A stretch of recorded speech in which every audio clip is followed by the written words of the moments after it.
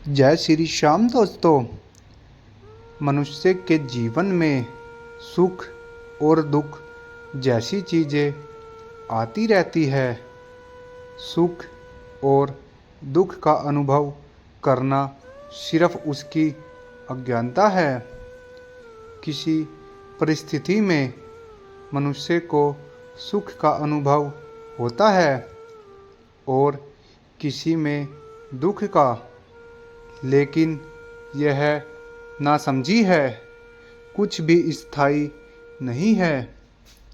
यदि आज सुख है तो यह कल चला जाएगा। यदि आज दुख है तो यह भी कल चला जाएगा। तो ऐसे सुख में क्या सुखी होना और ऐसे दुख में क्या दुखी होना जो कल रहेगा ही नहीं। इसलिए कहा गया है कि जो मनुष्य सुख में बहुत खुश नहीं होता और दुख में उदास नहीं होता, वही भगवान को प्रिय होता है। व्यक्ति के जीवन में दुख और अशांति उसके समय के कारण आते हैं। कोई आपको दुख देने नहीं आता।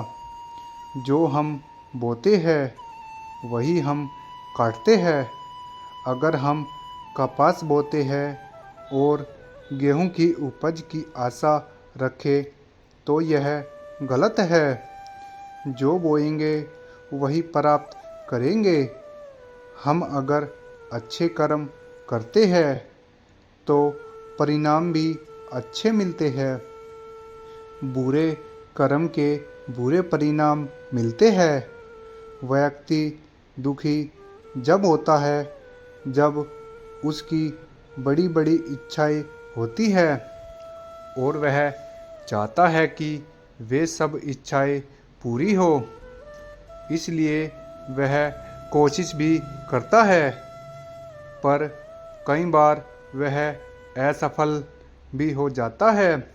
यह असफलता उसे दुख पहुंचाती है। इसी प्रकार जब वह किसी के साथ अच्छा करता है या उसका भला करता है तो वह चाहता है कि दूसरा भी उसके साथ वैसा ही व्यवहार करे।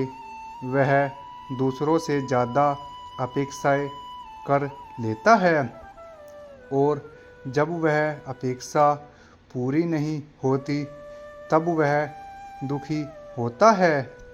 अगर हमें दुखी होने से बचना है तो हमें अपनी इच्छाएं कम करनी होगी एवं दूसरों से ज़्यादा अपेक्षाएं नहीं रखनी चाहिए। और हमारे दुखों का कारण हमारे कर्म भी है। यह जरूरी नहीं है कि वह कर्म जिनके कारण हम दुख भोग रहे हैं वह हमने इसी जीवन में किए हैं। हो सकता है कि हमारे पिछले जन्मों के किए गए पाप कर्मों का फल भी हमें इसी जन्म में मिल रहा हो, जिस कारण से हम दुख उठा रहे हैं।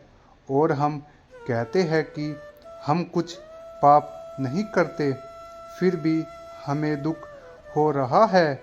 वह आपके पिछले किए गए कर्मों का फल है जो आपको भोगना ही पड़ता है।